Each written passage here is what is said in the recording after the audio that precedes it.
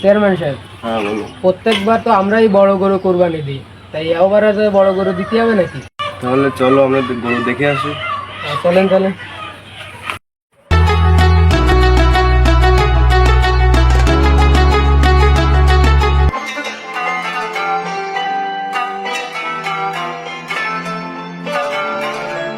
ভাই গরুর দাম কত ভাই? এর দাম 1,00,000 টাকা। 1,00,000 টাকা? হ্যাঁ, 1,00,000 টাকা।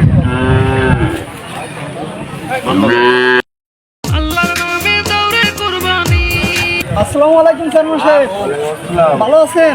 ভালো, আপনি ভালো আছেন? হ্যাঁ ভালো। গরুর দাম কত? 1,20,000 টাকা। কম টম করে রাখা যাবে না? আপনি এলাকার চারণ মানুষ, আপনি আইছেন, কম না রাখলে হবে? আমার বাড়ির গরু, সমস্যা নেই। গরুর দাম কমায় নেন একটু। আপনারা আইছেন, চেয়ারম্যান সাহেব আইছেন, 1,15,000 দেন। 1,15,000? চেয়ারম্যান সাহেব আইছেন 10, 1,10,000। 1,10,000, আচ্ছা ঠিক আছে। আচ্ছা তাহলে আমার বাড়ি ভাড়া দেবেন গরু দুটো? আচ্ছা ঠিক আছে, বাড়ি পৌঁছে দেবেন।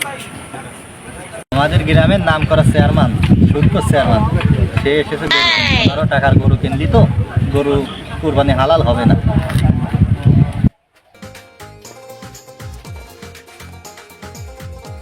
সাহেব দাঁড়ান।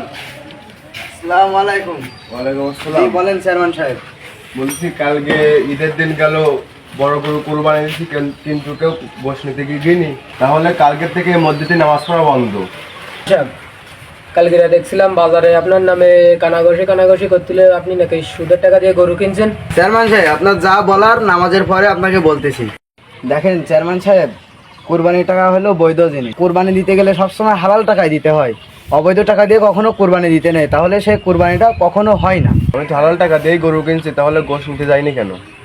এখন দেখেন, কালকে ঈদের নামাজের পরে সবাই আমার সাথে বৈঠক করলো, সবাই বলল যে চেয়ারম্যান সাহেব এলো, আপনি নাকি অবৈধ টাকা দিয়ে এলো গরু কিনছেন, এই জন্য আর কেউ যায়নি মাংস নিতে।